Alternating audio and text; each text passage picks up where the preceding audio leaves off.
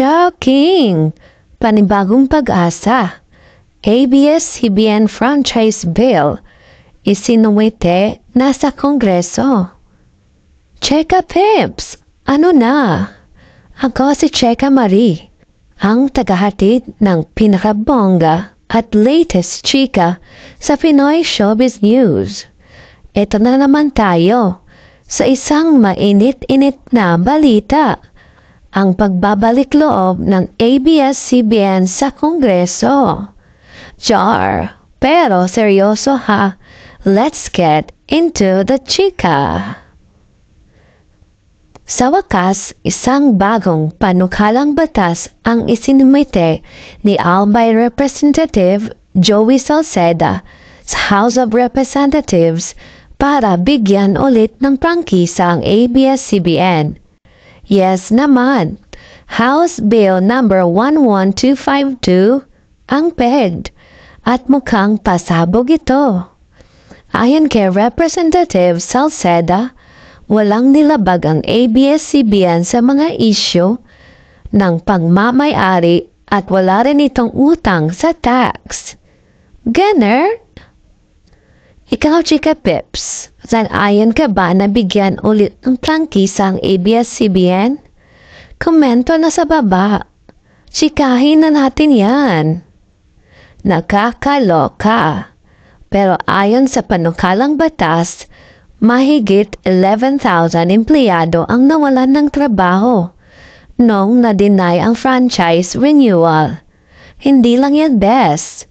Dahil daw sa pagkawala ng ABS-CBN bilang information source, dumami ang COVID-19 cases noong 2020. Pak! Hindi natin yan naisip noon, di ba? Ang ABS-CBN din daw ang go-to source ng balita at entertainment ng 36% ng mga Filipino noon. Grabe, parang ex na sobrang hirap makalimot.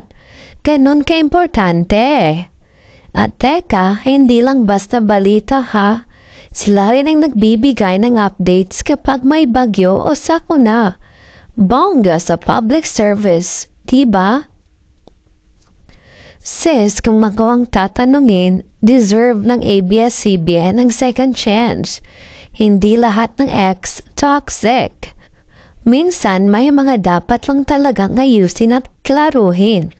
Pero ang cheka dito, ready na ba ang Kongreso para sa pagbabalik ng Kapamilya Network? Nakakaloka. Kung makikita natin ulit ang ABS-CBN sa Free TV. Alam nyo ba na ang ABS-CBN ang pinakamalawak ang reach sa buong bansa bago ito nawalan ng prangkisa? Kaya ano pang hinihintay niyo mga Cheka Peps? Kung gusto niyong malaman kung paano ang ending ng bonggang update na ito, i-like niyo na ang video na to, mag-comment at i-share sa mga katambay niyo. At syempre, mag-subscribe na rin kayo please para lagi kayong updated sa latest Cheka with Cheka Marie. Hanggang sa susunod na pasabog. See you soon!